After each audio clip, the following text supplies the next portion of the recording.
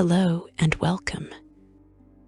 Beyond the veil of your ordinary world, past the boundaries where mortal sight fails and reason falters, lies a realm where beauty becomes dangerous and danger becomes beautiful.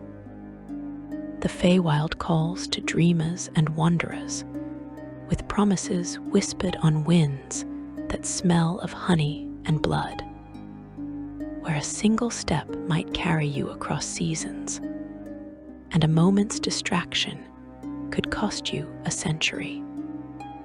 Tonight, you will learn the stories of those who rule this impossible place, the Archfey, whose whims shape reality itself, and the courts that have played their games since before recorded history began.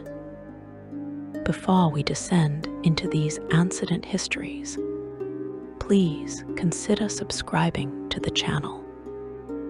It is the surest way to find your path back to our library of law when you wake. Section 1. The nature of the Feywild and its courts.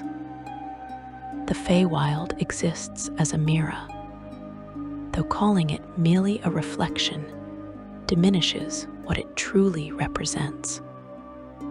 Every forest, every mountain, every river you know in your world has a counterpart in this realm. But where your world is bound by natural law and predictable seasons, the Feywild amplifies everything into its most vivid, most primal form.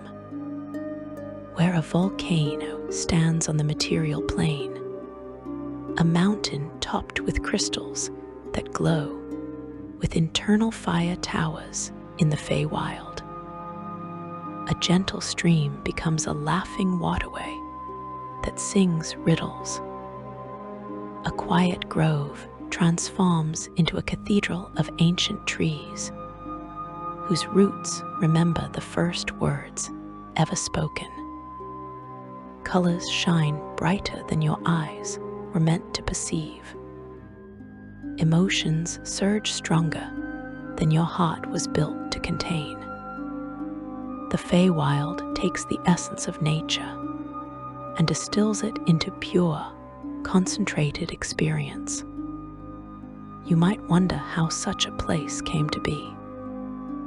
The origins stretch back to the earliest days of creation, when the cosmos was still taking shape and the boundaries between planes remained fluid. According to some scholars, when the material plane was formed and shaped by the forces of the multiverse, it sent ripples through the cosmic fabric of the universe. These ripples reached outward, and when they returned, they formed planes that mirrored the material plane, suffused with different energies. Where the Shadowfell became a realm of darkness and despair, draining color and hope from all who entered, the Feywild grew into a domain of overwhelming vitality and unbridled emotion. Life thrives here with frightening intensity. Growth happens in heartbeats. Change occurs between one breath and the next. The plane itself pulses with a consciousness that mortals struggle to comprehend. Trees uproot themselves to dance when music plays. Rivers change their courses to follow beautiful travelers. Mountains shift their peaks to better catch the moonlight.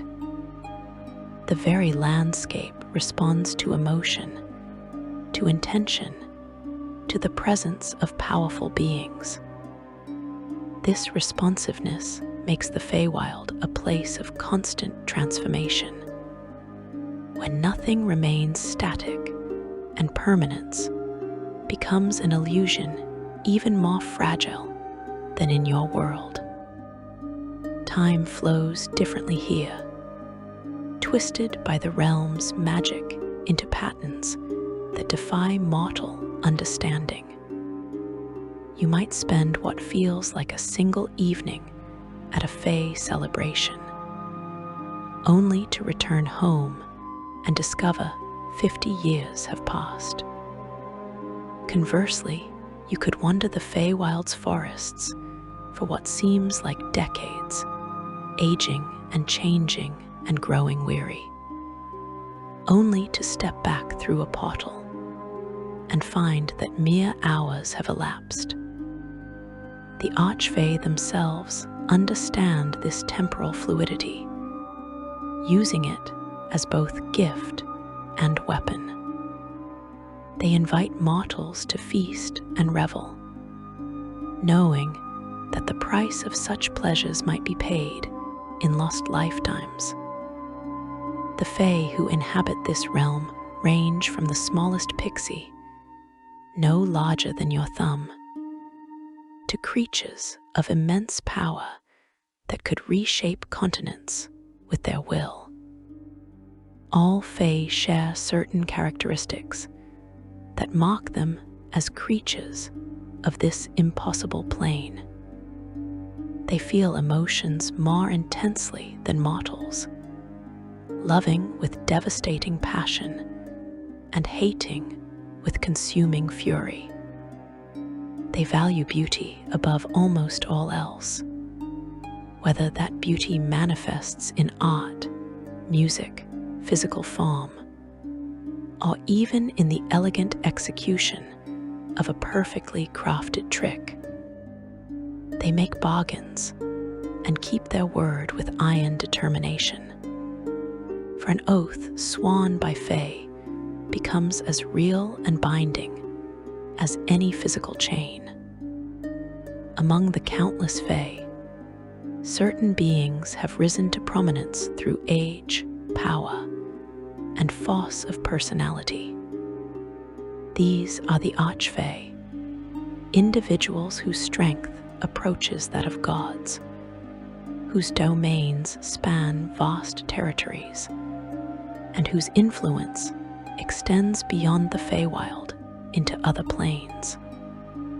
Each Archfey embodies particular concepts, particular aspects of nature or emotion or season.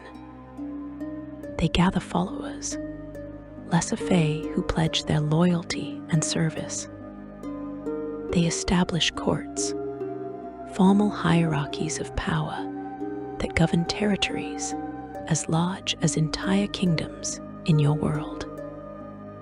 The greatest division among the Archfey separates them into two broad categories: the Seelie court and the unseelie court.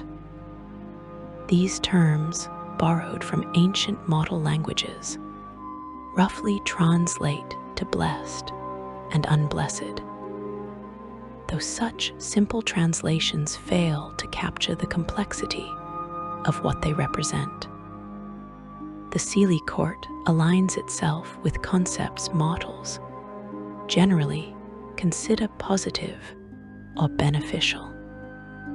Summer warmth, spring growth, the beauty of day, the joy of celebration. The unseelie court embraces the darker aspects of nature and emotion.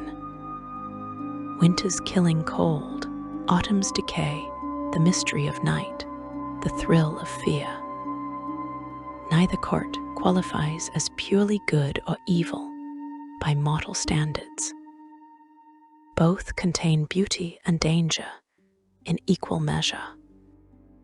The Seelie court has traditionally been associated with nobility, with honor, with the kind of dangerous grace that allows you to see the knife before it strikes. These Fey value beauty, art, music, and revelry. They welcome visitors with open arms and dazzling smiles, then bind them with chains woven from their own desires. The Seelie Fey might help a lost traveler find their way home, but they will certainly extract payment for such kindness. They might heal a wounded knight, then demand a year of service in return. Everything comes with a price in the Seelie court, though they have the courtesy to tell you what that price will be before you agree to pay it.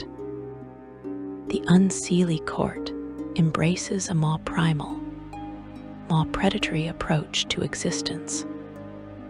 These Fae value strength, cunning, survival, and the natural order where the powerful devour the weak.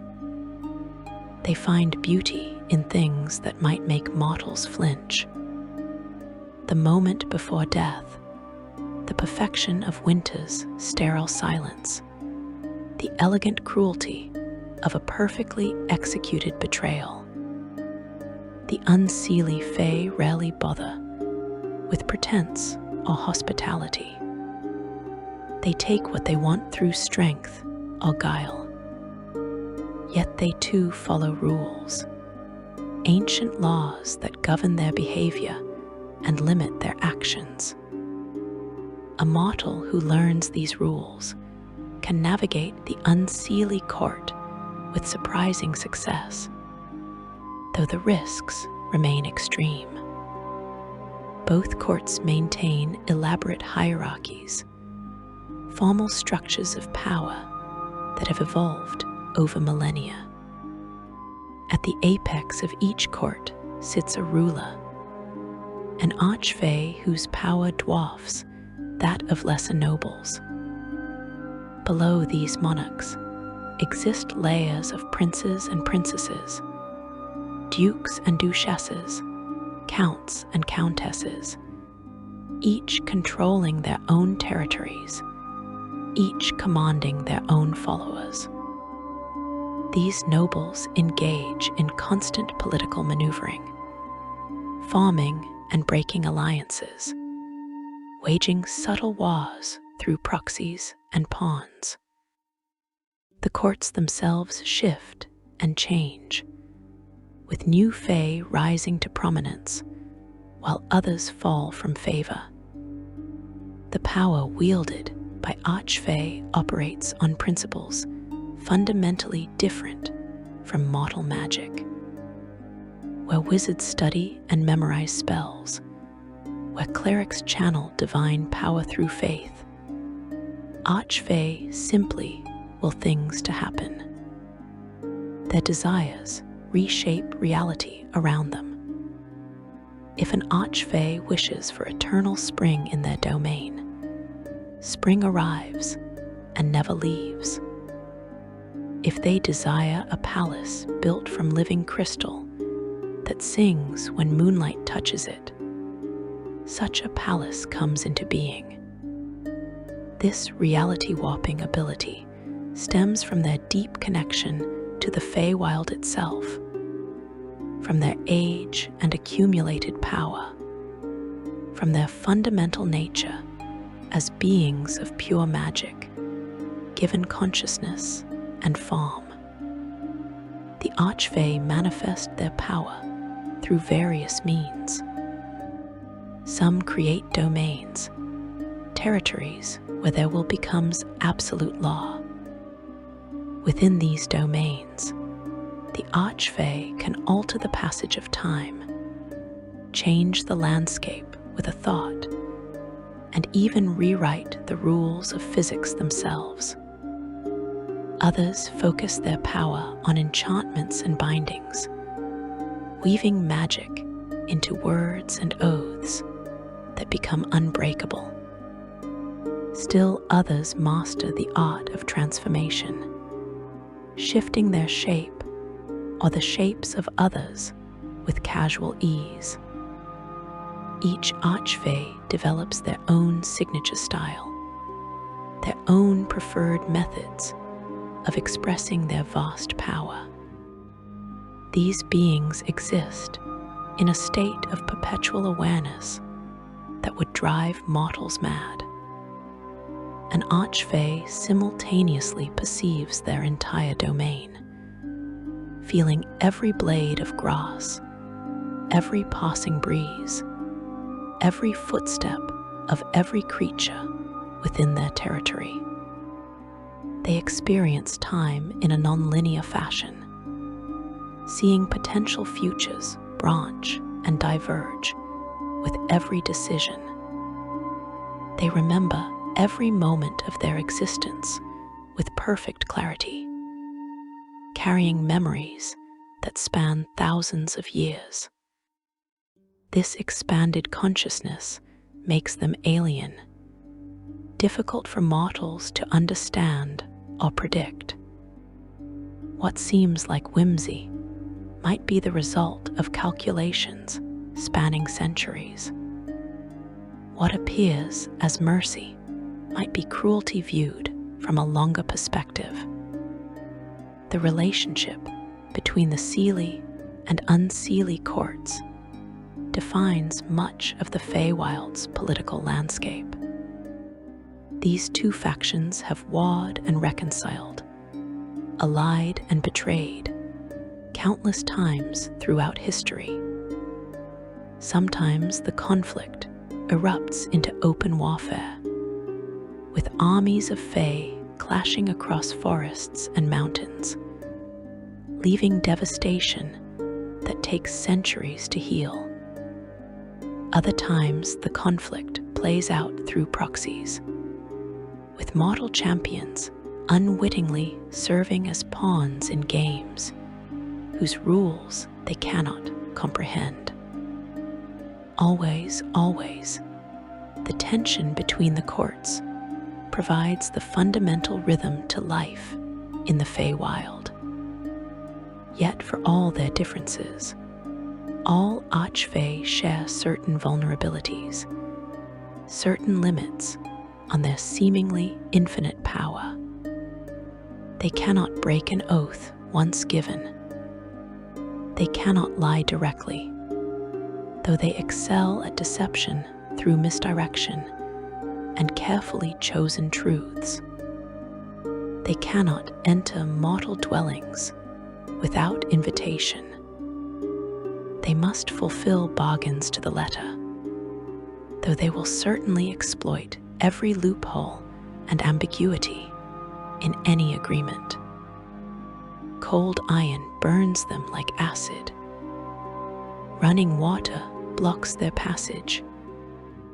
These ancient restrictions, built into the very fabric of what they are, provide the only reliable protection for mortals who find themselves dealing with the Fey. The boundaries between the material plane and the Feywild remain permeable in certain places. Ancient forests where moonlight falls in particular patterns. Stone circles erected by druids who understood forgotten secrets. Fairy rings of mushrooms that appear overnight. Wells that reflect stars even in daylight. These crossing points allow passage between worlds, though the journey carries inherent risks. Mortals who enter the Feywild often find themselves changed by the experience, their perspectives altered, their understanding of reality fundamentally shifted. Some return with gifts, musical talent that surpasses human possibility, beauty that makes others weep to behold, knowledge of secrets lost to mortal scholars. Others return cursed, bound by oaths they barely remember making, haunted by memories of wonders they can never experience again. The Archfey themselves rarely venture into the material plane directly. Their power diminishes when they leave their native realm, constrained by natural laws that hold no sway in the Feywild. Instead, they work through agents and intermediaries. They send lesser Fey on specific missions.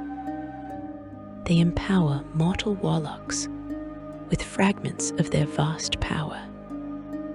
They craft elaborate plans that unfold over generations, subtle and patient as growing oak trees.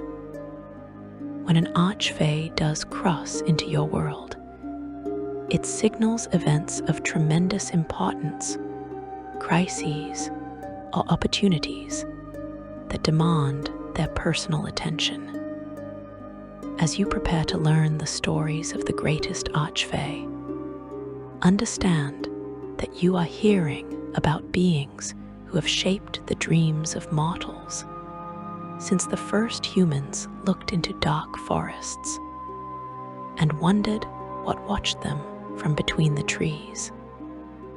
These entities have been worshipped as gods, feared as devils, loved as friends, and hated as enemies. They are the subjects of countless songs and stories, though most mortals who tell such tales have no idea they speak of real beings with real power. The Archfey endure while mortal kingdoms rise and fall. They play games measured in centuries. They collect mortal lives the way you might collect interesting stones from a riverbed. But for all their power, for all their immortality and magic, the Archfey remain comprehensible in ways that true gods do not. They feel jealousy and love. They seek entertainment and novelty. They can be bargained with, reasoned with, sometimes even befriended. Mortals who approach them with proper caution and genuine respect might forge relationships that span lifetimes. Those who treat them with contempt or casual disrespect rarely survive to regret their mistake. The Archfey remember everything, and they have forever to craft their vengeance.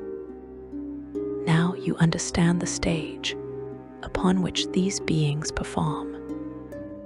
You have glimpsed the nature of their realm, the structure of their courts, the scope of their power.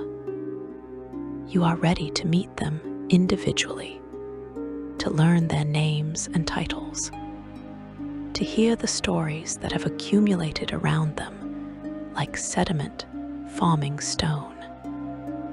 You are ready to enter the halls of the Seelie court, to stand before the throne of summer itself, and learn of the queen whose beauty has inspired obsession in mortals and Fey alike for time beyond memory. Section 2. Titania, Queen of Summer.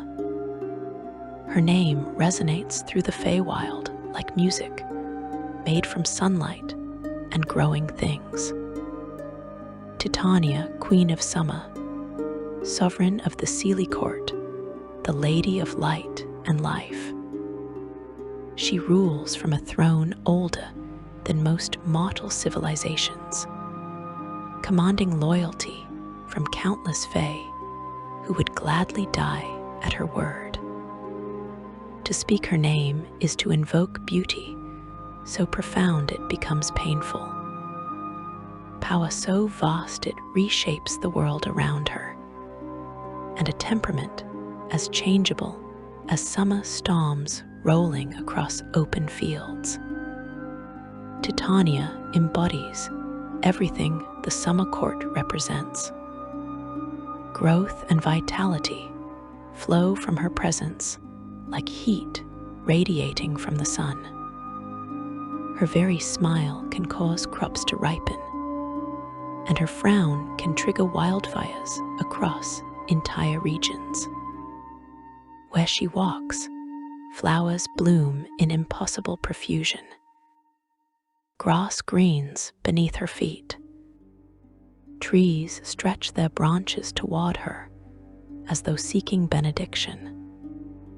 The very air grows warmer, sweeter, filled with the scent of 1,000 blossoms, opening simultaneously. She is summer incarnate, the season given consciousness and will, and her domain reflects this fundamental nature in every detail. Her appearance defies adequate description, for mortal language lacks words sufficient to capture what she is. Titania appears as an eladrin of immense beauty, her skin the color of honey warming in afternoon sunlight, her hair shimmering in all the colors of autumn leaves, gold and amber, and deep crimson flowing together in patterns that shift with every movement. Her eyes glow with gold like the sun itself, and to meet her gaze risks madness, for mortals' minds cannot process the perfection they perceive. She stands tall and graceful, moving with the fluid certainty of wind through wheat fields. She wears gowns woven from living flowers that bloom and fade and bloom again in patterns that mesmerize any who watch too closely. But her beauty carries danger woven into its very essence. Mortals who gaze upon Titania often find themselves lost, their minds unable to process the perfection before them. Some simply stand and stare, forgetting to eat or drink or sleep until their bodies fail. Others become obsessed, dedicating their entire existence to winning even a moment of her attention. She has inspired poets to create masterworks and then destroy themselves when they realized their art could never capture what they witnessed. She has driven warriors to madness, philosophers to abandon reason, priests to forsake their gods. Her beauty is not gentle or kind. It is absolute, overwhelming, and ultimately destructive to those unprepared to withstand it.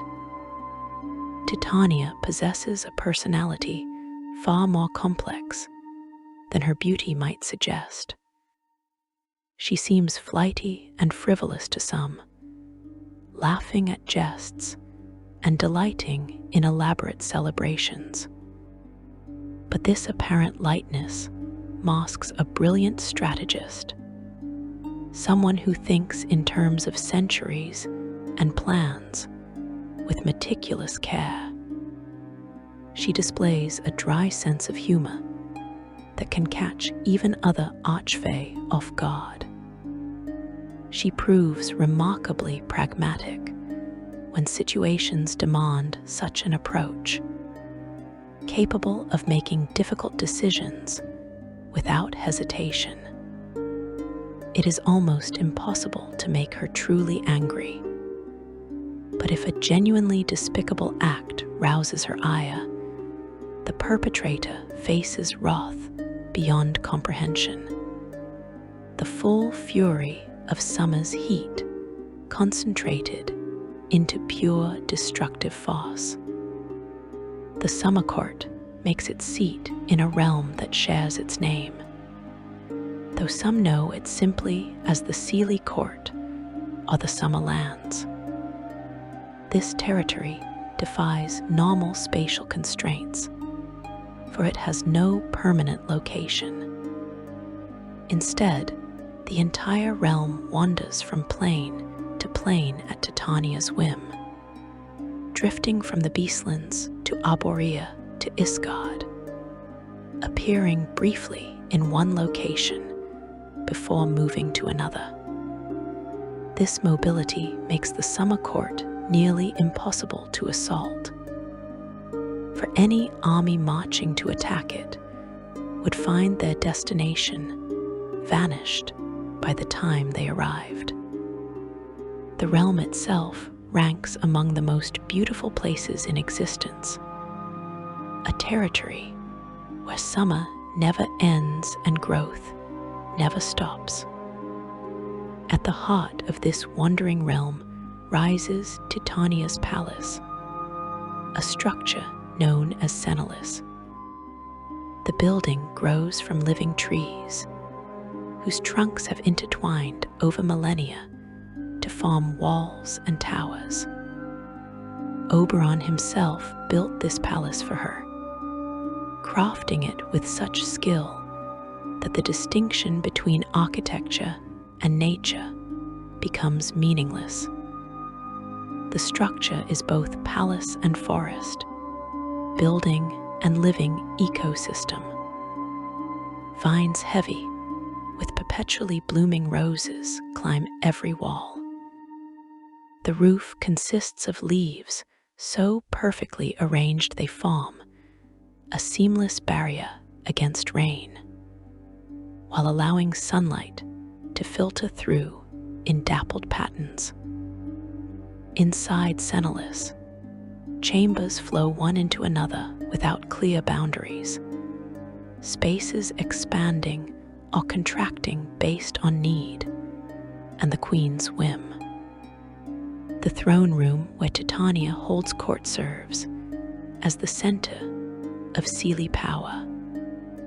Her throne sits ornately carved from ice in the shape of a dragon, a creation that never melts despite its frozen nature. This throne mirrors the throne of the Queen of Air and Darkness, which is carved from shadow rather than ice, a deliberate statement about the relationship between the two queens. The throne functions as more than mere furniture. It is a magical construct that can serve as a guardian if the palace comes under attack, the dragon shape coming to life to defend its mistress. The throne room overflows with flowers in every imaginable variety, their perfume so thick it becomes almost visible. Water fountains scattered throughout the chamber create music with their splashing, harmonizing with one another in patterns that change hourly. Fine silks drape the walls in colors that hurt mortal eyes with their intensity. Fairies flit through the air constantly, pixies and sprites performing aerial dances, carrying messages, or simply adding to the chamber's overwhelming atmosphere of magic and beauty. Mortal bards and playwrights often perform here, for Titania finds mortal creativity fascinating and keeps artists in her court for entertainment. Titania governs her court with absolute authority, tempered by genuine care for her subjects. She makes decisions that affect thousands of Fey lives, and none dare question her judgments directly. When she decrees that a particular forest must be protected, no Fey will harm a single leaf within that territory. When she commands that a mortal be brought before her, that mortal will arrive even if they must be carried across plains. Her word becomes law throughout the summer lands, enforced by countless loyal subjects who compete for her favor and fear her displeasure in equal measure. Noble Eladrin, infused with the power of summer, serve as her barons, managing territories in her name and carrying out her will across the realm. Yet she is not merely a tyrant wielding unchecked power. Titania genuinely cares for her subjects in the complicated way that Archfey express such emotions. She watches over all Fey beings, whether they serve her directly or simply exist within the broader category of fairy folk.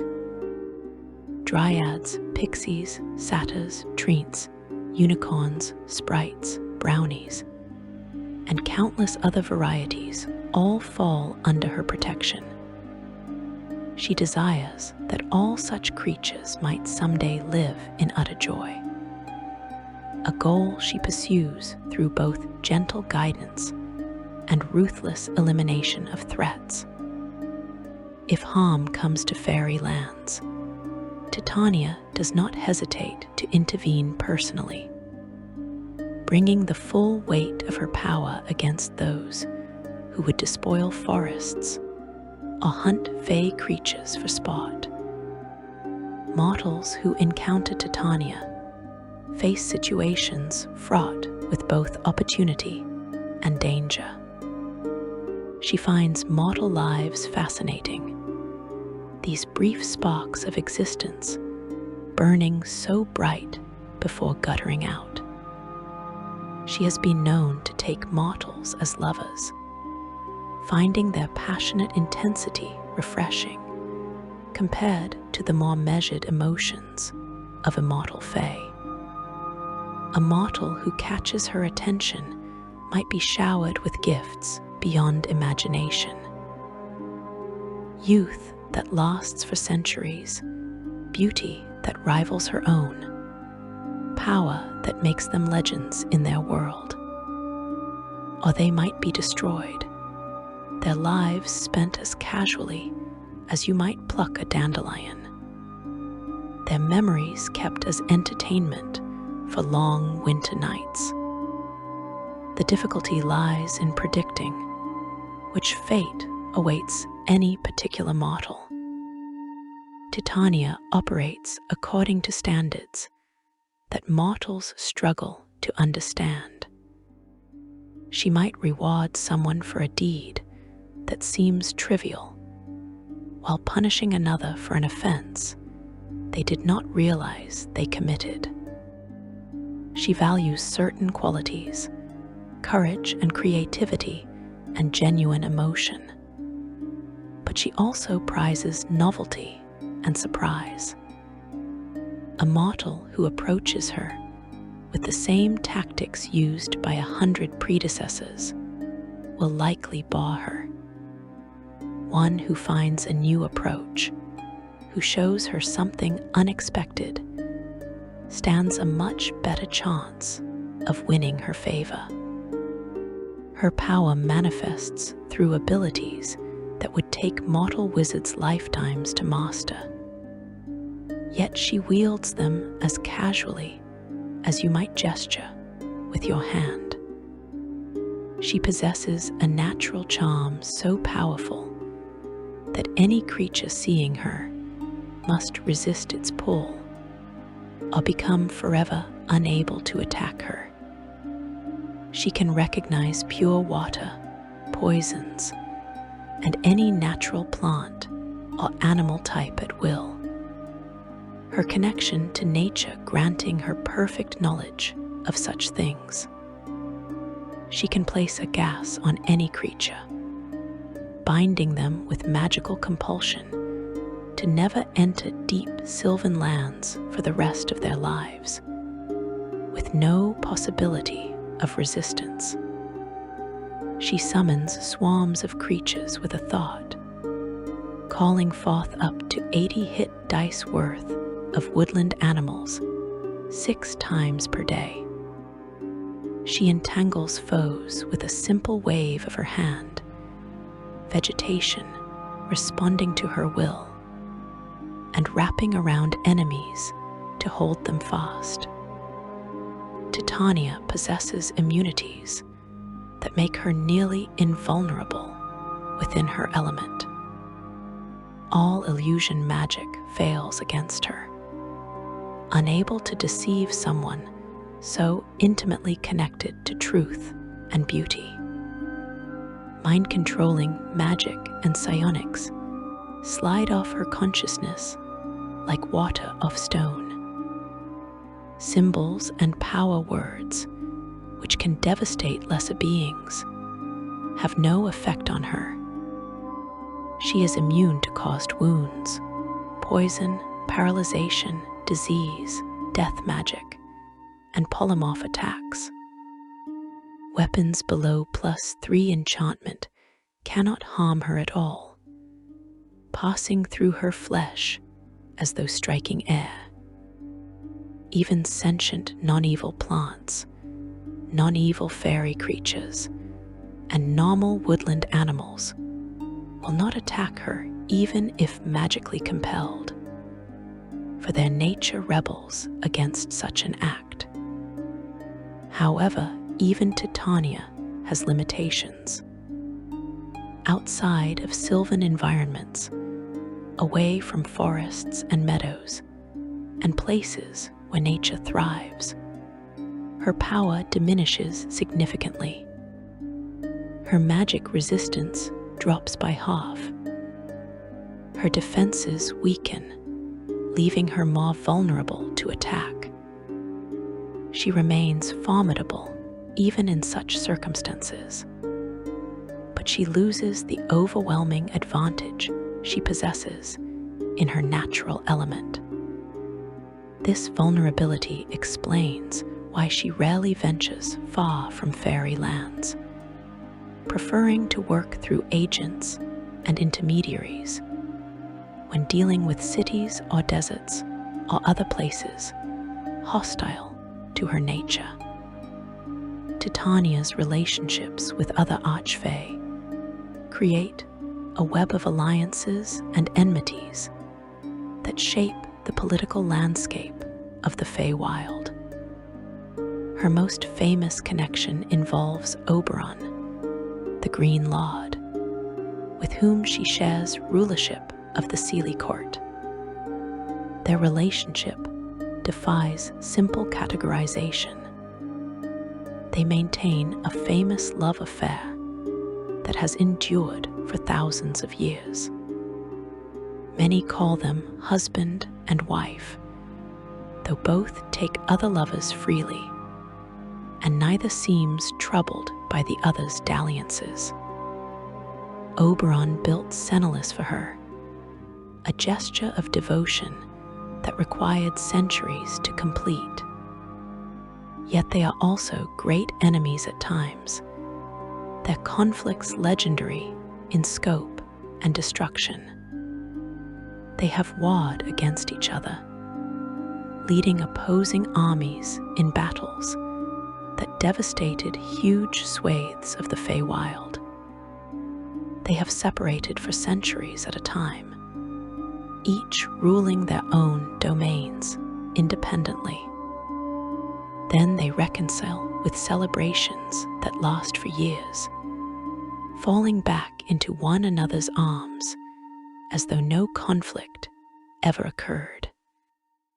They exist simultaneously as lovers and foes, united and divided, partners and rivals. Neither can exist without the other, yet neither can exist peacefully with the other for long. They are matched, balanced, two halves of a whole that can never quite fit together and can never quite split apart. Their relationship has produced offspring, though the nature of Fey reproduction makes such lineages complicated. Dam, the god of satyrs and cords, is considered their son, embodying aspects of both parents. Veronestra, goddess of dryads, is regarded as Titania's daughter, inheriting her mother's beauty and connection to forests. Surprisingly, the Prince of Frost also claims Titania as his mother, though his transformation into a being of ice and winter has strained that relationship beyond repair. Titania's connection to the Queen of Air and Darkness represents another central element in Fey politics. Rumors suggest that the Queen of Air and Darkness is Titania's dark sister, though the truth of this relationship remains obscured by time and conflicting accounts. What is known comes from a story passed down through generations of Fey. Long ago, the Seelie court held session in a land called Ladinian, by the shore of a lake named Cumglas. Dwarven miners discovered a great black diamond deep in the mountains and brought it to court as a gift for Titania. She was not present that day, and instead her sister accepted the gift. The black diamond began corrupting Titania's sister immediately, filling her with darkness and ambition and cold fury. The transformation progressed rapidly, changing her from a creature of light into something altogether different. Eventually, this corrupted sister took the diamond and fled, departing in a chariot of fire and smoke. The mountain where the dwarves had been mining erupted soon after, and the smoke caused sickness throughout Ladinian. The Seelie court itself was forced to abandon that land and began its eternal wandering between planes. Based on the timing and the nature of the corruption, many scholars believe this sister became the Queen of Air and Darkness, Titania's opposite and eternal enemy. Whatever the truth of their connection, Titania refuses to wage open war against the Queen of Air and Darkness. Despite being urged by allies to crush the Unseelie court once and for all, despite having the power to mount such a campaign, Titania instead grieves for her enemy. This could imply lingering love for a lost sister, or perhaps an understanding that destroying the queen would upset cosmic balance in ways that would harm everyone. She opposes the queen's actions, but does so through measured responses rather than attempting total annihilation. Section 3. Oberon, King of the Seelie Court, where Titania represents summer's warmth and cultivation. Her counterpart embodies the wild, untamed aspects of nature that resist all attempts at control.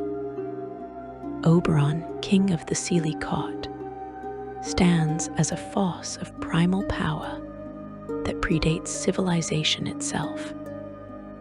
He is the ancient forest that swallows roads, the thorns that tear cloth and flesh, the predator's hunger, and the prey's desperate flight. While Titania rules with grace and calculated mercy, Oberon commands through raw strength and the inexorable authority of natural law. Together they form the dual sovereignty of the Seelie court, and their combined reign has shaped the Feywild for longer than mortal history can measure. Oberon's appearance reflects his wild nature in ways both magnificent and terrifying. He stands as a wingless, unusually tall and muscular male fairy, towering above most who dare approach him. His eyes burn black and wild, holding depths that speak of primeval forests and ancient hunts. His hair grows thatched and braided, run through with brambles that somehow seem more ornament than obstruction, as though even thorns recognize him as their master. His skin carries the color and texture of oak wood, brown and strong, appearing almost bark-like in certain lights. He wears a cloak fashioned from green leaves stitched onto brown leather, a garment that never withers despite being made from severed vegetation. When he moves, you hear the whisper of wind through pine needles, the crack of branches breaking under weight, the distant howl of wolves calling to their pack. His presence commands attention without requiring theatricality. Where Titania dazzles with beauty that overwhelms the senses, Oberon impresses through sheer physical power and an aura of barely contained wildness. He carries himself with the confidence of an apex predator, moving with economy and purpose. His gaze weighs upon you like physical force, assessing your worth, measuring your courage, determining whether you deserve his attention or merely his contempt. To stand before Oberon is to feel yourself reduced to your most basic elements, stripped of pretense and civilization, judged by standards older than language itself. Oberon's personality presents a duality that confuses mortals accustomed to simpler natures. He is a stern protector and warrior, someone who takes his responsibilities with absolute seriousness. When sylvan realms face attack from rapacious monsters or humanoids, Oberon responds personally, bringing his full power to bear against those who would harm the wild places he guards. He watches over natural creatures with fierce devotion, considering himself their champion and defender. Harm a forest under his protection, and you face retribution without mercy or hesitation. Yet he is also wild and mercurial, his moods shifting like weather patterns in mountain ranges. The same being who carefully crafted Seelie for Titania over the course of centuries can turn to violence in an instant when his temper flares. He relies less on illusion and camouflage than other members of the Seelie court, preferring direct confrontation to subtle manipulation. Where other Fey might trick or deceive, Oberon simply overpowers. This directness makes him easier to understand in some ways than his more devious counterparts, but no less dangerous for that simplicity. Oberon's domain extends throughout the wildest parts of the Feywild and beyond. He roams the Beastlands and Arvendor frequently, hunting and protecting the vast wilderness that spans those plains. Unlike Titania, who maintains a fixed palace even as the entire Seelie court drifts between plains, Oberon rarely stays in one place for long. He is most often found in forests, particularly those that have never known the axe or saw, where trees grow so ancient they remember the world's creation. These forests exist in eternal twilight, sunlight filtered through so many layers of leaves that only dim green illumination reaches the forest floor. Oberon possesses an attunement to Fey forests that surpasses mere connection. He can sense every tree and stream within these woodlands, perceiving them as extensions of his own being. When you step upon roots in his domain, he feels your weight. When you disturb a stream, he senses the ripples. This awareness makes hiding from him nearly impossible within his element. Even without magic, he moves through undergrowth as though invisible, his presence barely registering until he chooses to reveal himself. The forests themselves seem to aid him, branches parting for his passage, leaves muffling his footsteps, shadows concealing his form until the perfect moment to strike. As an unrivaled hunter and warrior, Oberon has earned respect even from beings of tremendous power. Corellin Larethian himself, the chief deity of the elven pantheon, treats Oberon with cautious respect, recognizing that within sylvan realms, his power rivals that of gods. This is not mere reputation or bluster. Oberon has defended forests against demon lords and archdevils. He has hunted beings that consider themselves beyond mortal or fey threat. His skills with bow and blade reach perfection, the product of endless practice and natural talent, refined over millennia. His possessions reflect his role as supreme hunter. He carries a staff that can transform into a great serpent once per day through change staff magic, becoming a deadly weapon or guardian as needed. His longsword bears enchantments allowing him to cast light or continual light at will. And once per day, he can unleash Sunray, a devastating beam of solar power that can blind and burn those who stand against him. His longbow possesses the remarkable property of transforming up to 20 normal arrows into magical projectiles each day, ensuring he never lacks ammunition. He keeps arrows of slaying specifically crafted to destroy orcs, bugbears, hobgoblins, and goblins. Creatures whose predations on forests have earned his particular enmity. Interestingly, he also carries 20 specially enchanted arrows designed to inflict non-lethal damage, which he uses when hunting stags.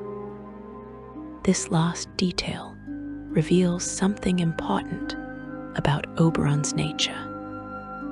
Despite being called Lord of Beasts and spending much of his time hunting, he does not kill the animals he pursues.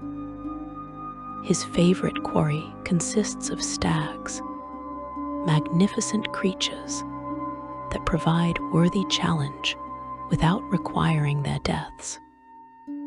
He hunts for sport, for the thrill of the chase, for the test of skill against a worthy opponent. When he brings down a stag with his non-lethal arrows, he examines the creature, perhaps speaks with it using his magic, then allows it to flee. This practice suggests that beneath his fierce exterior lies a genuine love for wild creatures, a desire to test himself against them without destroying what he values. Oberon's magical abilities operate at a level that would take mortal spellcasters multiple lifetimes to achieve. At will, he can use Charm Person, detect charm, detect magic, detect invisibility, extrasensory perception, fairy fire, forget, goodberry, no alignment, plant growth, speak with animals, obscurement, and pass without trace. 3 times each day, he can summon animals through various levels of animal summoning, call woodland beings to his service, conjure animals, and even invoke creeping doom, surrounding enemies with masses of venomous insects and arachnids. His immunities match those of Titania in some respects. Poison cannot affect him. Disease holds no threat. Polymorph effects fail against his nature, and death magic slides off his essence. He possesses high resistance to magic in general, and non-magical weapons cannot harm him at all. Most remarkably, no natural woodland animal, fairy creature, or sentient non-evil plant creature can be compelled to harm him, even through magical means. Such beings instinctively recognize him as their lord and protector. If a wizard attempts to charm a treant and order it to attack Oberon, the spell simply fails when directed toward that purpose. This protection reflects his fundamental nature as the awakened spirit of nature itself, possibly the consciousness of some great forest given independent form countless ages ago. Oberon's relationship with Titania defines both their existences and shapes the political reality of the Seelie court. Theirs is a love affair that has endured for thousands of years, famous throughout the plains for its intensity and volatility. Many call them husband and wife, though the exact nature of their bond defies mortal categories. At times, they are the dearest of lovers, so devoted to one another that they seem inseparable. During these periods, they rule the Seelie court together in perfect harmony, their combined strength making them virtually unassailable. Oberon crafted Seelie for her, spending centuries shaping living wood into the palace that serves as her seat of power, a gesture of devotion few could match. At other times, they become rivals, competing for dominance within the court, each gathering factions loyal specifically to them. They quarrel over everything from the fate of changelings, to proper responses, to unseelie provocations, to matters of court protocol. Their arguments can devastate regions, their conflicts rippling out to affect all who serve them. Forests burn when Oberon's rage meets Titania's fury. Mountains crumble when their powers clash. The Seelie court itself has been forced to abandon entire realms due to the destruction caused by their feuds. Most confusingly to mortal observers, they are often both lover and foe simultaneously. They can be locked in bitter conflict while still maintaining their romantic relationship. They can war against each other through proxies while sharing a bed.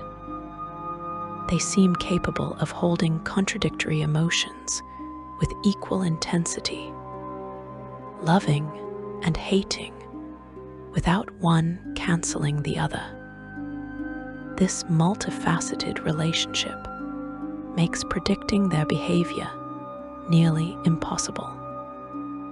An envoy approaching the Seelie court never knows whether they will find the monarchs united or divided, cooperative or competitive, aligned or opposed.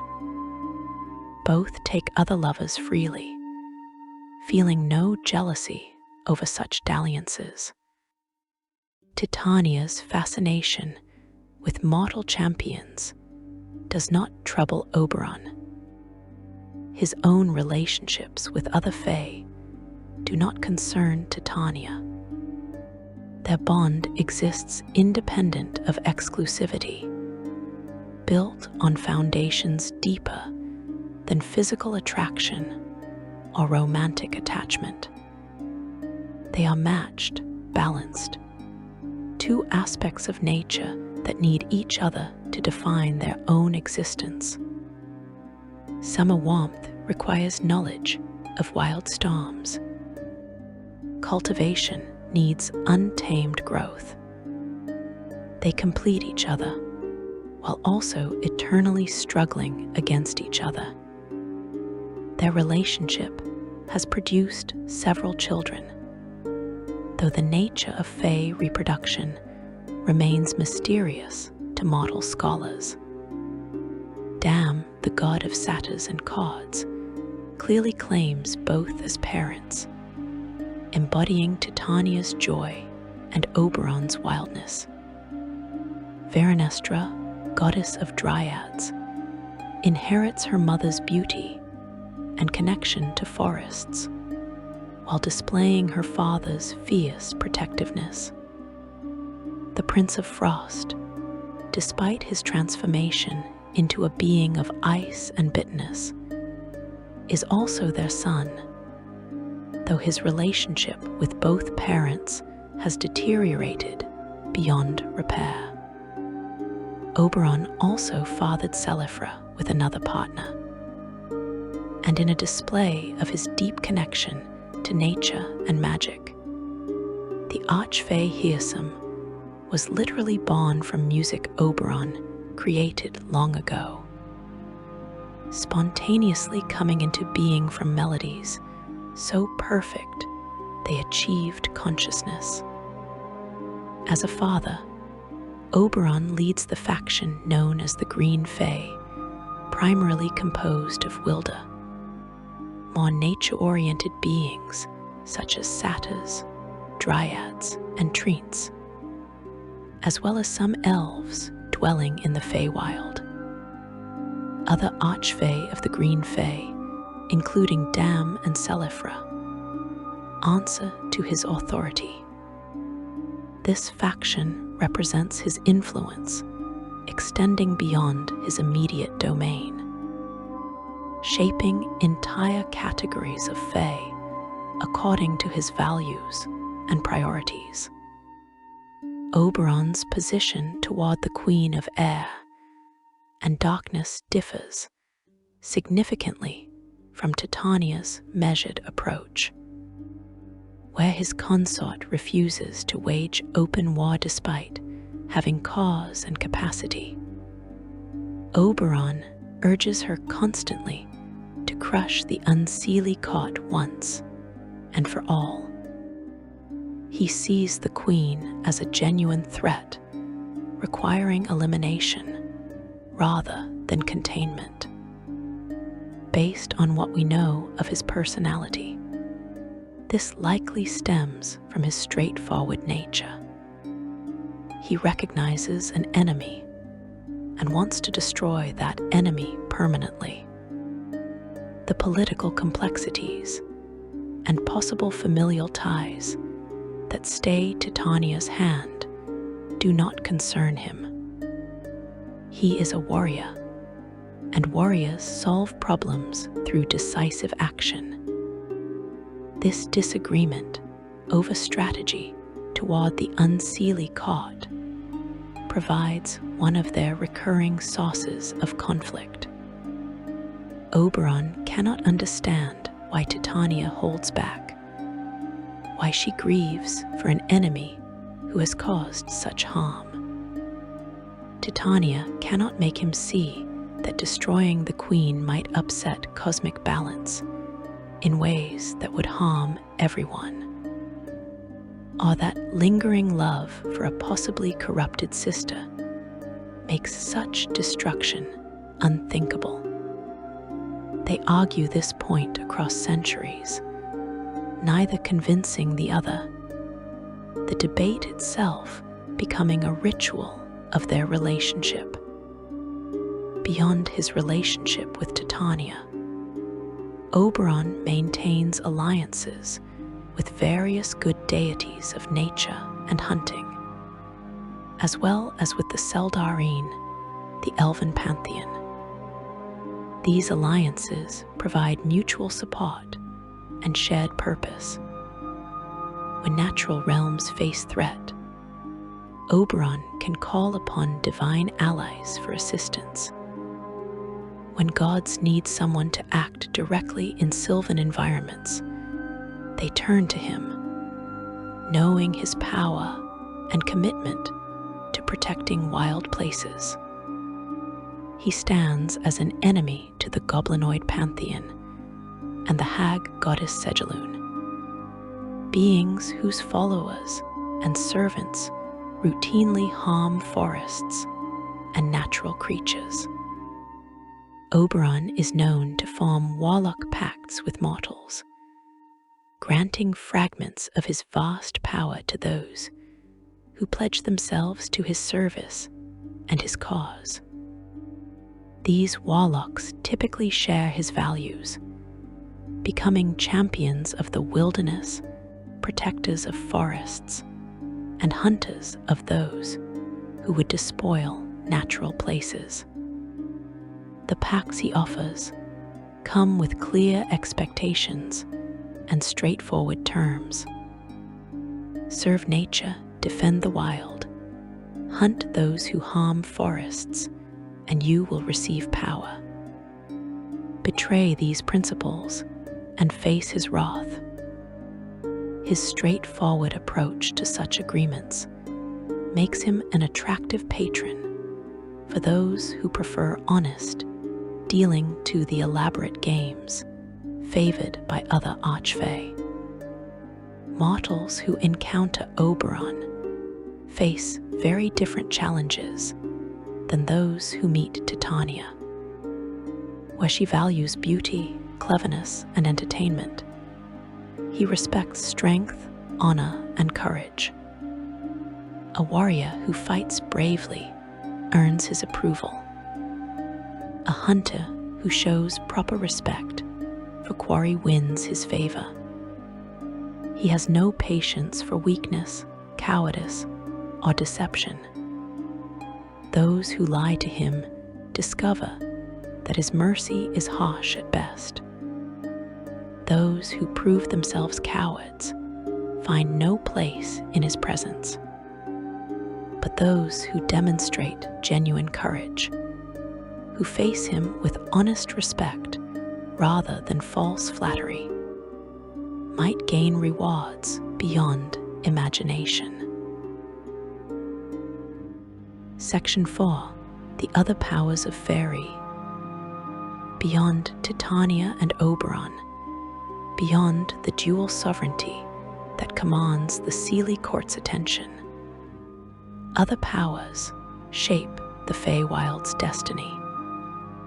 These Archfey rule territories as vast as kingdoms, command followers numbering in the thousands, and wield magic that could shatter mountains or freeze seas. Some align with the Seelie court, others pledge themselves to the unseelie darkness, and a few maintain independence from both factions, playing their own games according to rules only they understand. Each brings their own flavor to the eternal dance of Fey politics. Each adds their voice to the chorus of powers that make the Feywild simultaneously wondrous and terrifying. The Prince of Frost stands as one of the most tragic figures among the Archfey, a being whose story illustrates how love twisted by loss can transform into hatred colder than any winter storm. He rules the region known as the Fortress of Frozen Tears, a domain where winter never releases its grip and ice covers everything in crystalline beauty. However, frost and sorrow were not always his nature. The tale of his transformation has been told in different ways across different courts, and which version holds truth remains uncertain, though all agree on the fundamental tragedy at its core.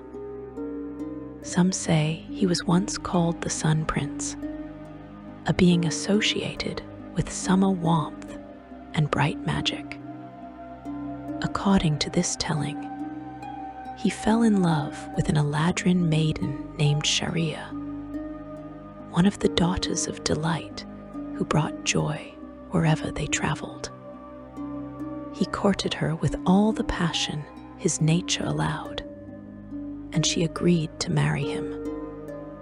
But Sharia eventually grew bored with the endless revelry of the Fae and ventured to the material plane, where she fell in love with a mortal hero and fought at his side against darkness.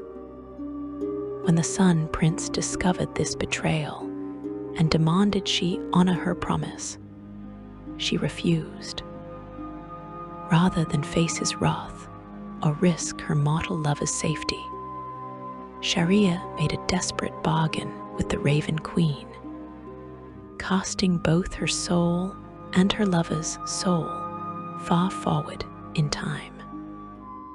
She hoped the years would allow the Sun Prince to calm and heal. Instead, he grew bitter with sorrow. His sunny realm turned into one of winter night.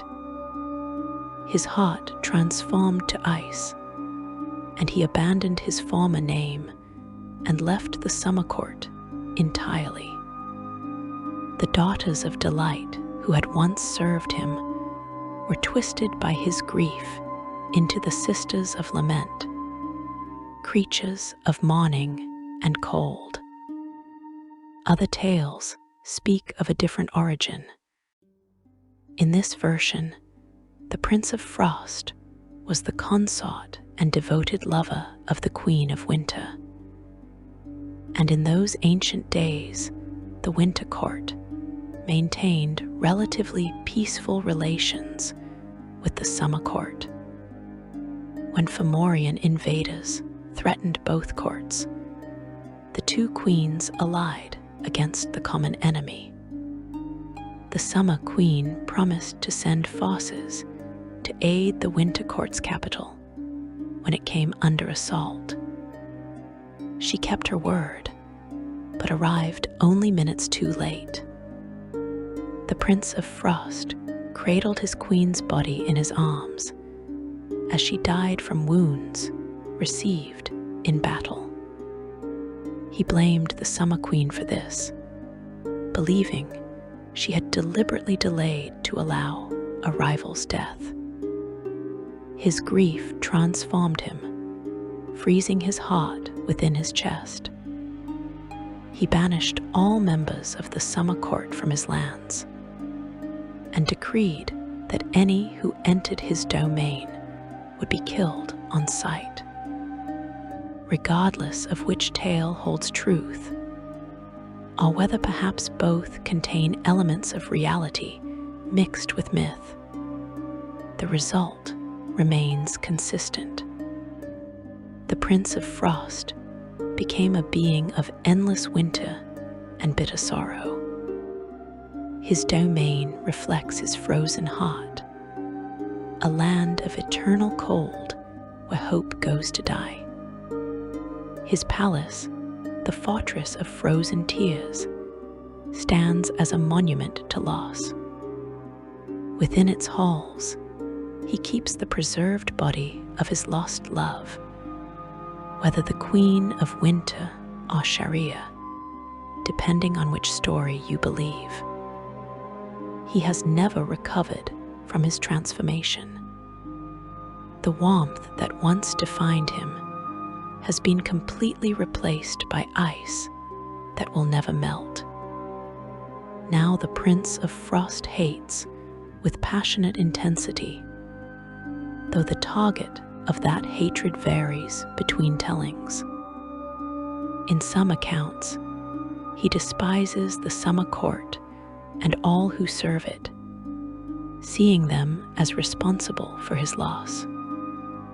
In others, he particularly loathes mortals and their capacity for change, viewing their brief lives and fickle hearts as mockeries of true devotion.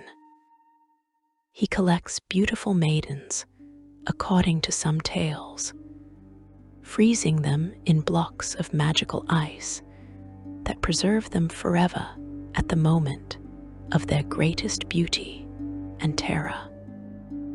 His palace displays these frozen statues as warnings and trophies, a gallery of victims that serves as testament to his inability to move beyond his pain. Yet for all his hatred and cruelty, the Prince of Frost remains bound by the same rules that constrain all Archfey. He cannot lie, cannot break sworn oaths, must fulfill bargains to the letter. Mortals brave or foolish enough to seek audience with him can still negotiate, still make deals, though the prices he demands inevitably involve suffering or loss. He might agree to lift a curse in exchange for the supplicant's warmest memory. He might restore a frozen loved one to life if the petitioner will take their place in the ice.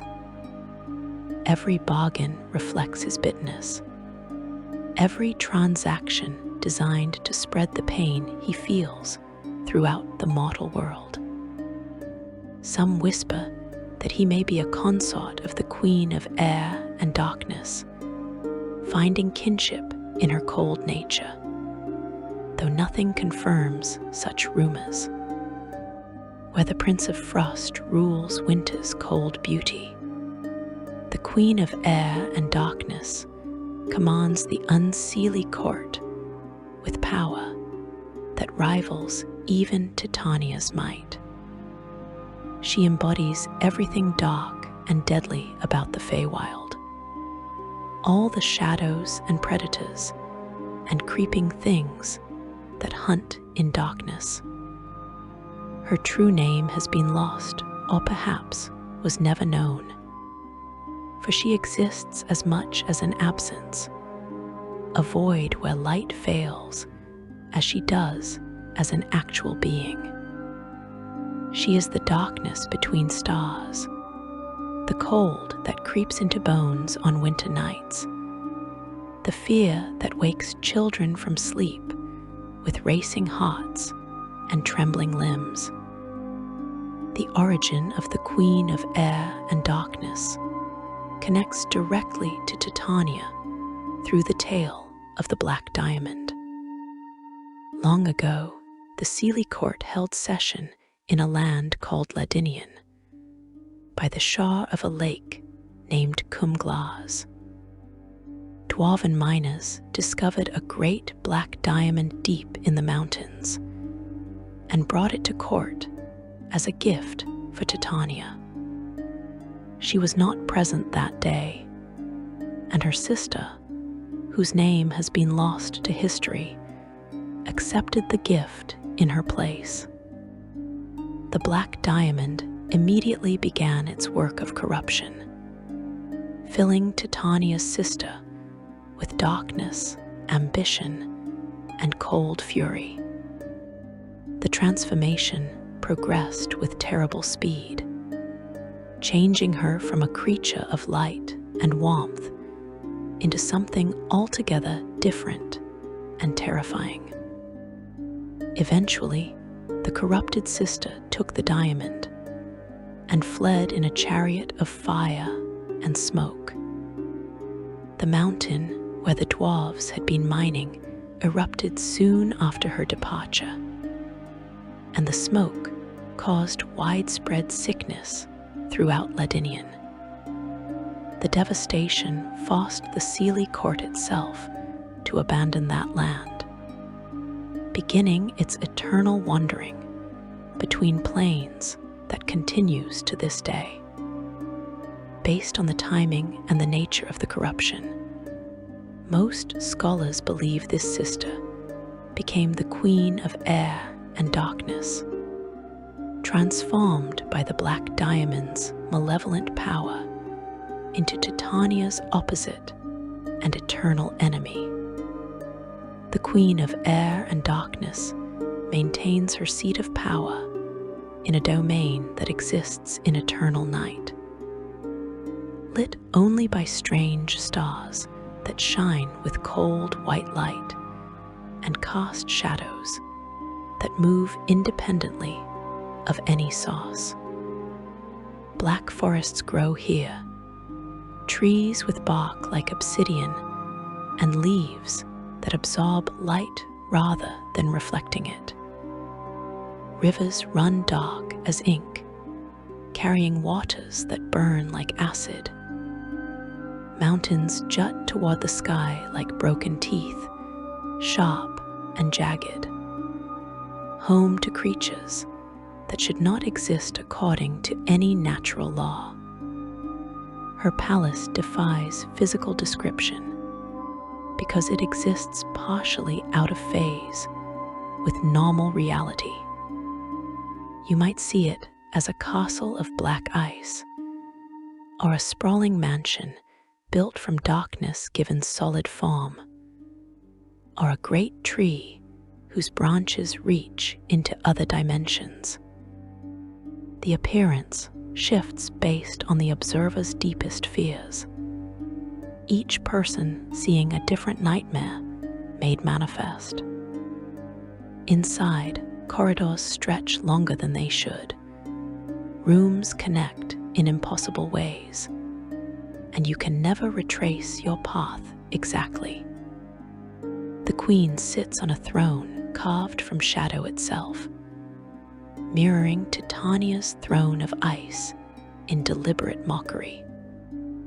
From that throne, she commands legions of unseelie Fey, who serve her with fanatic devotion. The Queen of Air and Darkness opposes Titania not merely from personal hatred, though that certainly exists, but from fundamental nature transformed by the Black Diamond's corruption. She represents decay where Titania represents growth, winter where Titania embodies summer, death where Titania manifests life. Their conflict stretches back to the moment of the Queen's transformation, and neither can imagine a reality where they do not oppose each other. They have warred openly, leading armies in battles that devastated entire regions. They have fought through proxies, using mortal champions as game pieces. They have engaged in elaborate games of politics and intrigue, each trying to outmaneuver the other.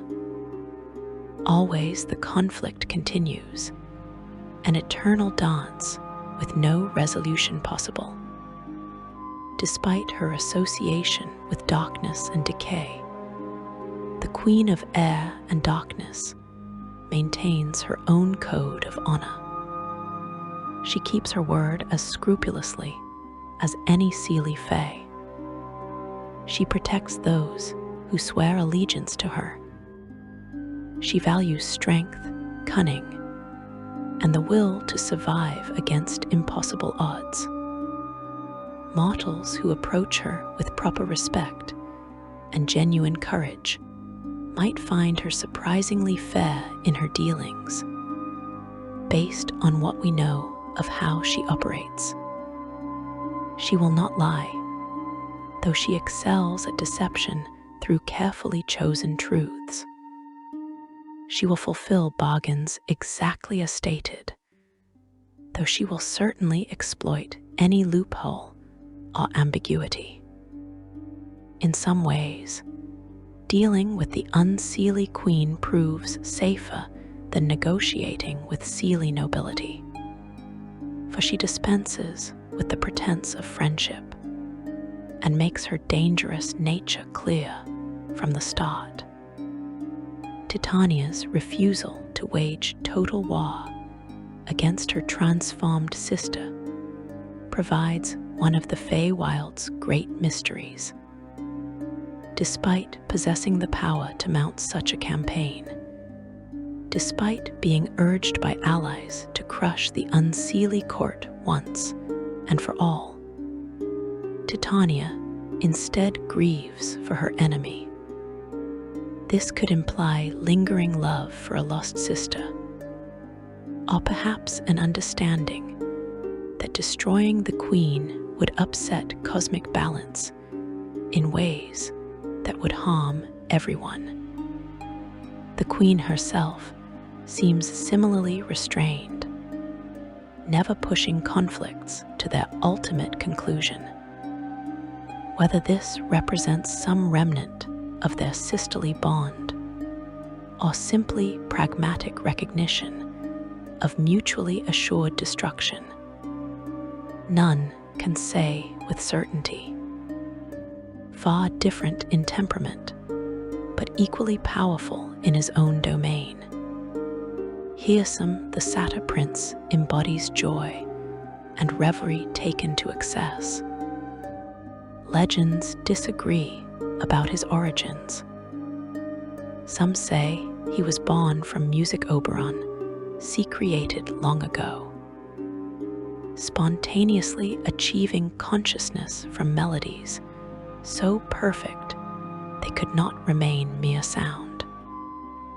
Others claim he is the son of Oberon, lord of the Grey Fae, and the first of all satyrs to roam the Feywild. Still others suggest he was born when the very first note of music was played anywhere in creation, making him potentially older even than Titania and the Queen of Air and Darkness. His age remains beyond knowing, and Hearsome himself offers different answers depending on his mood and his audience. Hearsome rules no fixed territory, maintains no permanent court, claims no throne or palace. Instead, he wanders the Feywild, leading an eternal celebration that follows him wherever he goes. Music surrounds him constantly, fiddles and pipes and drums creating melodies that compel listeners to dance. Wine flows from fountains that appear in his wake. Revelers join his procession, dancing and singing and feasting until they collapse from exhaustion, only to wake and join again. He appears as a satyr, goat-legged and horned, but radiates such charisma, such infectious joy and boundless energy that even his bestial features become beautiful. His laughter rings like bells. His smile could melt the coldest heart. When he plays his panpipes, reality itself seems to dance to his tune. Yet beneath the reverie lurks danger, as real as any sawed blade. Hearsome's celebrations never end, and those who join them often find themselves unable to stop. They dance until their feet bleed, laugh until their voices break, drink until they can no longer stand. Time passes strangely in his presence, and revelers might emerge from a single night of celebration to find decades have passed in their home world. Some never leave at all, becoming permanent members of his wandering court, their identities subsumed into the eternal party. Hearsome does not force anyone to stay, but his music, his presence, his sheer vitality make leaving feel impossible. The Satyr Prince maintains loose affiliations with both Seelie and unseelie courts, attending celebrations hosted by either side, always welcome because he brings such energy and entertainment. He plays politics only as a game, making and breaking alliances based on whim rather than strategy. His power comes not from territory or armies, but from the sheer force of his personality and the magic woven into his music. When he plays, even other Archfey find themselves compelled to dance. When he speaks, his words carry weight beyond their content, persuading through charm rather than logic. He knows songs that can cause great beasts to slumber peacefully, and others that drive them into rampaging fury. Some blame him for the rare occasions when primordial creatures rampage across regions of the Feywild, though connecting him definitively to such events proves nearly impossible. Baba Yaga occupies a unique position among the Archfey, for she exists simultaneously in multiple planes and owes allegiance to none. She appears as an ancient crone, bent and withered, dressed in tattered robes that might once have been fine, but now hang in strips. Her nose curves like a hawk's beak. Her fingers end in nails like claws. Her eyes glitter with intelligence and malice in equal measure. She travels in her famous dancing hut, a dwelling that walks on enormous chicken legs, moving between worlds at her command. The hut itself functions as both home and vehicle, containing spaces far larger than its exterior suggests. Rooms that connect to other dimensions, treasures gathered from across the multiverse. Baba Yaga's power comes from knowledge accumulated over countless millennia. She knows secrets forgotten by gods. She understands magic that predates current reality. She has witnessed the rise and fall of civilizations across multiple planes, always watching, always learning, always collecting information and power. She is said to have power over day and night itself, commanding celestial forces through knowledge of their true names and natures. Mortals seek her out when they need answers to impossible questions or solutions to unsolvable problems. She will help them for a price, though her prices often prove far higher than anticipated. She might demand a memory, the ability to laugh, a decade of life, or the firstborn child yet to be conceived. She makes no distinction between Seelie and unseelie, caring nothing for their eternal conflicts. She serves only her own interests, pursuing goals that span centuries and cross dimensional boundaries.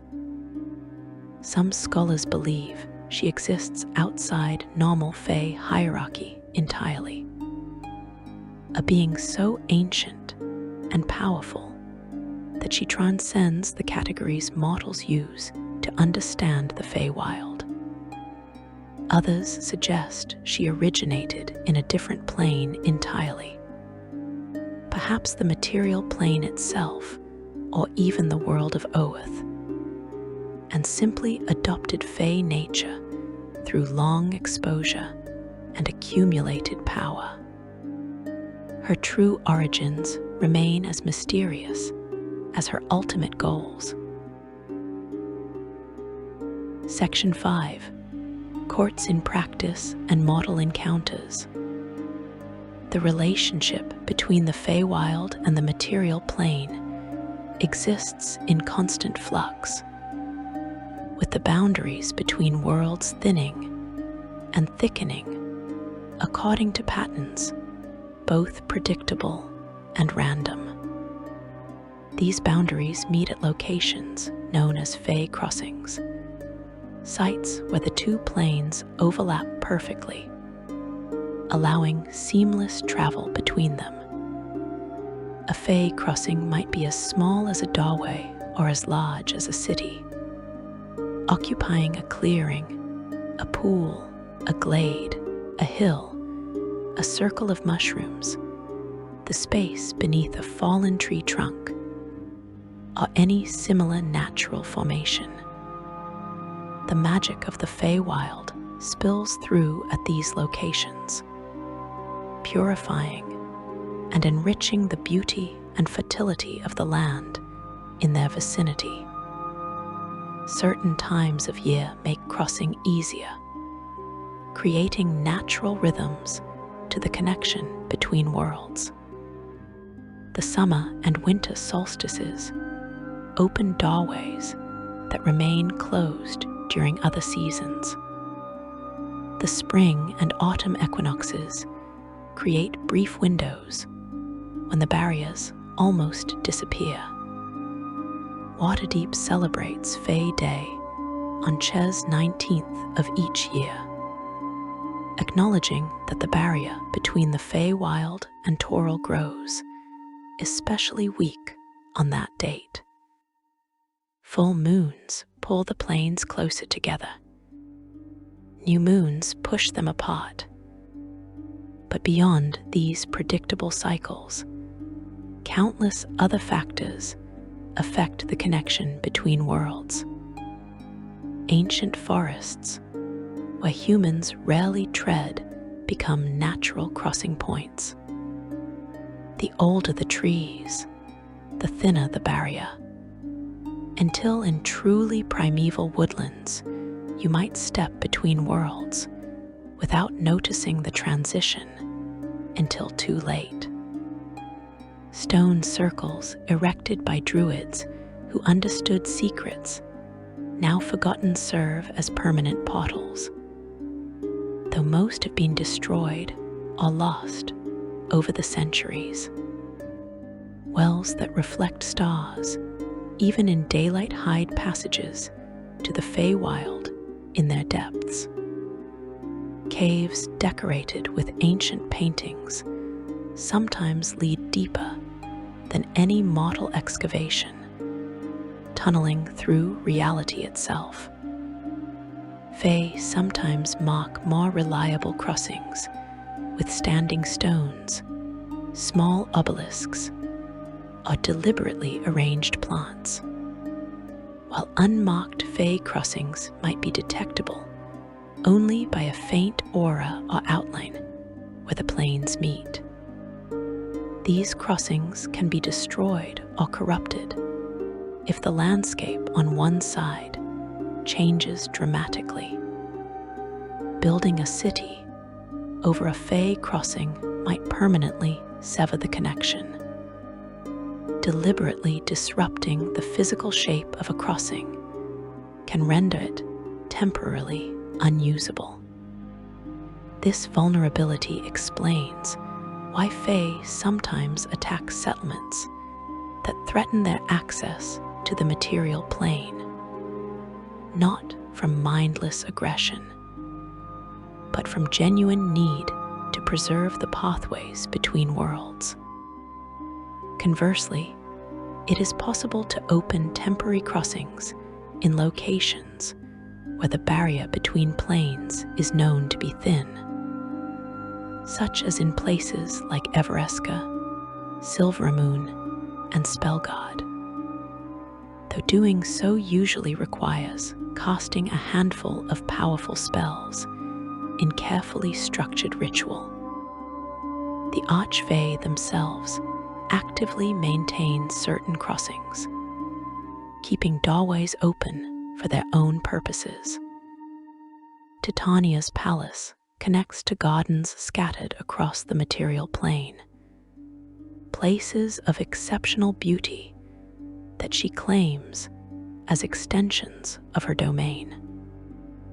Oberon's forests touch wild places in mortal worlds, allowing him to lead the wild hunt across dimensional boundaries.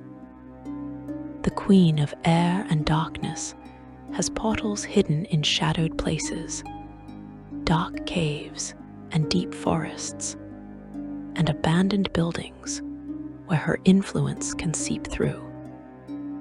These maintained crossings allow the Archfey to extend their influence beyond their native plane, touching mortal lives in ways both subtle and direct. Travel through a Fey crossing appears deceptively simple. You walk through what seems like an ordinary space, and suddenly you find yourself in the Feywild.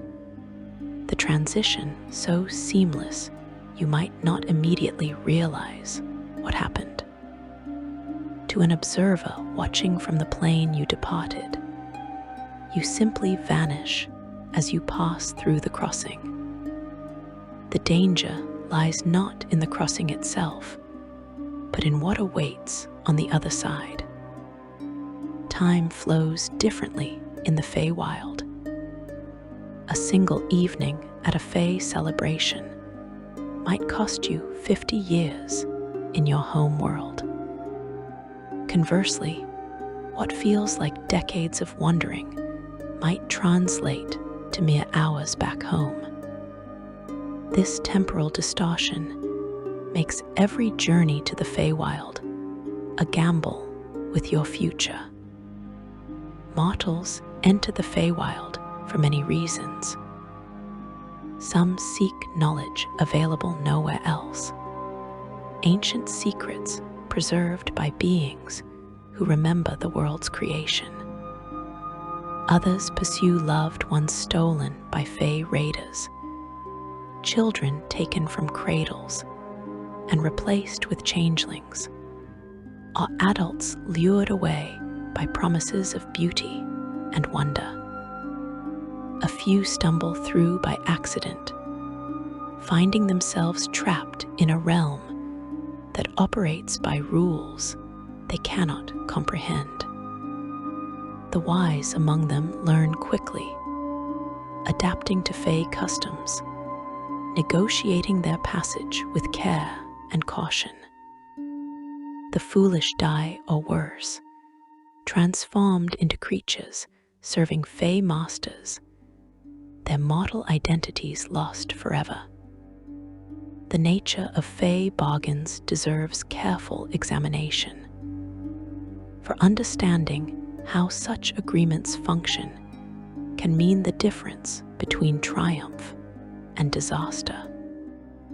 When an Archfey offers a bargain, they speak with absolute precision, choosing every word carefully. They cannot lie directly, but they excel at deception through omission and misdirection. They will tell you truth while ensuring you misunderstand what that truth means. They will fulfill the letter of any agreement while violating its spirit. They will give you exactly what you asked for in ways that prove disastrous because you failed to consider all implications. Major Fey and Archfey can offer tremendous rewards for those willing to pay their prices. They might provide uncommon or rare magic items, artifacts that grant powers beyond mortal spellcasting. They could cast powerful spells on your behalf, magic that would take mortal wizards decades to master. They might grant information, revealing secrets that could change the course of kingdoms. They could offer physical transformations, beauty that makes others weep to behold, strength that surpasses human limits, longevity that extends your life for centuries. Each gift comes with a price, and the prices vary based on what the Fae values and what they sense you can afford to lose. Some Fae demand memories as payment, reaching into your mind and extracting specific experiences. They might take your warmest memory, leaving you unable to recall love. They could claim your saddest moment, stealing the grief that shaped who you became. They might remove your memory of a specific person, making someone you loved vanish from your recollection, as though they never existed. You continue living, but with holes in your identity, gaps in your past that you cannot explain or fill. The Fae, meanwhile, treasure these memories, experiencing emotions they find difficult to generate themselves, living vicariously through stolen moments of mortal feeling. Others require tasks, sending mortals on quests that might take years to complete. An Archfey might demand you recover an artifact from a rival's domain, infiltrating enemy territory and stealing treasures under magical guard. They could order you to thwart another Archfey's plans, making you a pawn in political games you barely understand. They might require you to perform seemingly absurd tasks. Sneak 999 ferrets into a wizard's home before the next full moon. Get a goat elected as mayor of a nearby town. Glue a local monster to the ceiling of its lair without harming it. These apparently ridiculous demands often serve purposes that become clear only in retrospect. Pieces of elaborate plans that span decades or centuries. Some Fae prize experiences, demanding that you perform actions or undergo trials for their entertainment. They might require you to participate in their celebrations, dancing and feasting for what you perceive as a single night, but what costs you years in your world. They could demand you hunt specific creatures, testing yourself against worthy prey while they watch and judge your performance. They might insist you enter a contest, competing against other mortals or Fae in games of skill, strength, or wit. The experience itself becomes the payment. Your struggle and triumph, or failure, providing the Fae with novelty and amusement. The most dangerous bargains involve worship or service. An Archfey might demand you swear eternal loyalty, binding yourself as their servant for the rest of your existence. They could require you pledge your soul, promising that when you die, you will serve them in the afterlife, rather than moving to whatever reward or punishment your faith promises. They might place a gas upon you, magical compulsion, forcing you to follow their commands without possibility of resistance. These bargains fundamentally alter who you are, transforming you from independent being into extension of the Archfey's will. Lesser Fey make smaller bargains with correspondingly smaller prices. A pixie might demand a shiny trinket in exchange for directions through a confusing forest.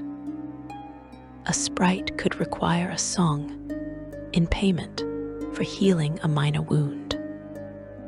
A satyr might ask for a dance in return for information about nearby dangers.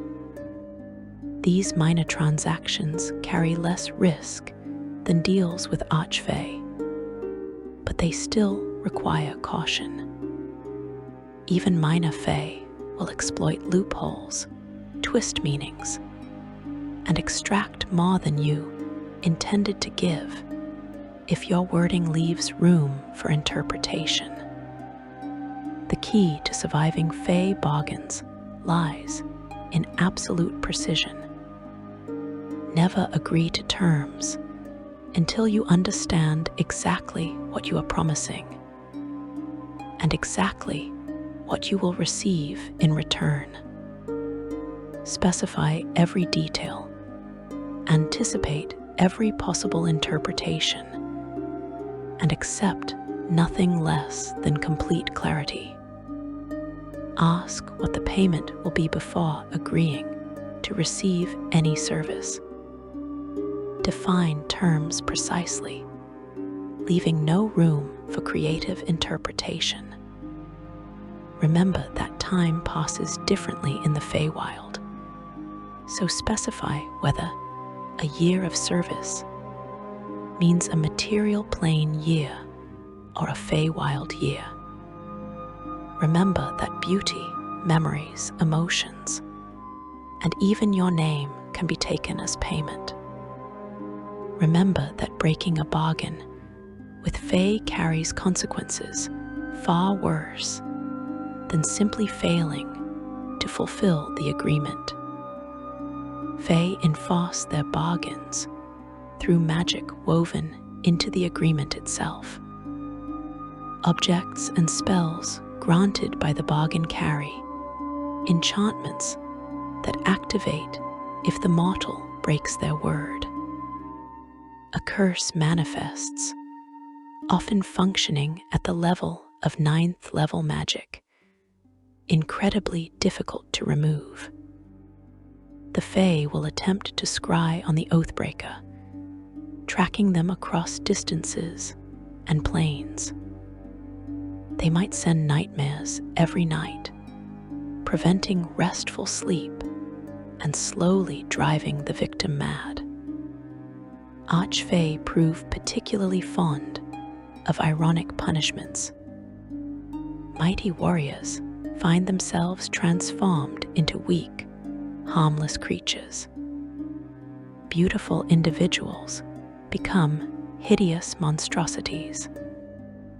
The eloquent lose their ability to speak.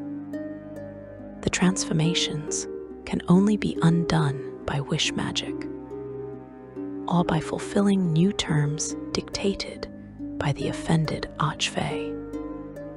Fey manners dictate that they should never take back more than 3 times what they were promised, a principle known as the Rule of 3. A Fey who provided 500 gold pieces worth of items will seek to steal 1,500 gold pieces worth of items back from you if you break the bargain. This proportional response provides some limit to Fey vengeance, though 3 times the original price still often proves devastating. However, this rule applies only to properly sworn bargains. Fae feel no obligation to those who never agreed to terms, and their behavior towards such individuals can range from helpful to hostile, based purely on whim.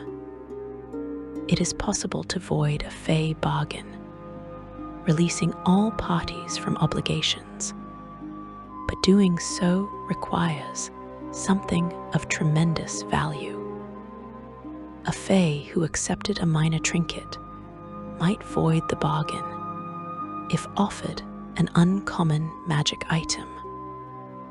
A Fae who provided an uncommon item might be persuaded by a rare or legendary artifact. Archfey might consider voiding agreements if presented with something from their equals or betters. Artifacts of cosmic significance or favors from gods. It is unwise to threaten or bully Fae into voiding contracts. Unlike devils, whose contracts are enforced by higher powers built into the structure of the 9 hells, Fae bargains must be enforced personally. Attempting to intimidate a Fae simply makes them more determined to collect what they are owed, often with interest and spite added for the insult. The eternal political dance between the courts provides context for all mortal interactions with the Feywild. Every Archfey pursues their own agenda, playing games that span centuries, making moves and countermoves in conflicts that mortal minds struggle to track. Titania and Oberon maintain their turbulent relationship, united and divided by turns. The Queen of Air and Darkness opposes them both, while also maintaining strange alliances with minor unseelie nobles. The Prince of Frost broods in his frozen realm, occasionally emerging to pursue vengeance against perceived slights. Hearsome wanders freely, welcome everywhere because he brings joy, and because none take him seriously as a political farce. Lesser Archfey navigate this landscape carefully, swearing loyalty to greater powers, while maintaining their own independence where possible. They form factions and subfactions, temporary alliances that shift with circumstances. They trade favors and information, using mortal agents to accomplish goals they cannot pursue directly. They test boundaries, probing for weakness, seeking opportunities to increase their power and influence. The politics never stop, never resolve, because resolution would require fundamental changes to Fae nature itself. Mortals who understand these political realities can sometimes turn them to advantage. A clever negotiator might play one Archfey against another, securing better terms by suggesting they will take their business elsewhere. A diplomatic envoy might gain audience with Titania by presenting intelligence about unseelie movements. A warrior seeking training might offer service to Oberon in exchange for learning secrets of the hunt. The key lies in understanding what each Archfey values, what they pursue, what they fear. Knowledge becomes currency in the courts of the Feywild, sometimes more valuable than gold or magical artifacts. As you absorb these stories, as you imagine the courts and their rulers, Remember that the Feywild remains a real place with real dangers. It is not merely myth or legend. It exists alongside the material plane, separated by barriers so thin that you might cross them without realizing what you have done. The Archfey continue their ancient games, pursuing goals that span millennia, affecting mortal lives in ways both subtle and profound. Titania still rules summer from her wandering palace. Oberon still roams forests that have never known the axe. The Queen of Air and Darkness still plots from her throne of shadow. They endure while mortal kingdoms rise and fall, unchanging and eternal. Thank you for listening, and may your own adventures, whether in the Feywild or elsewhere, bring you wisdom, wonder, and safe return.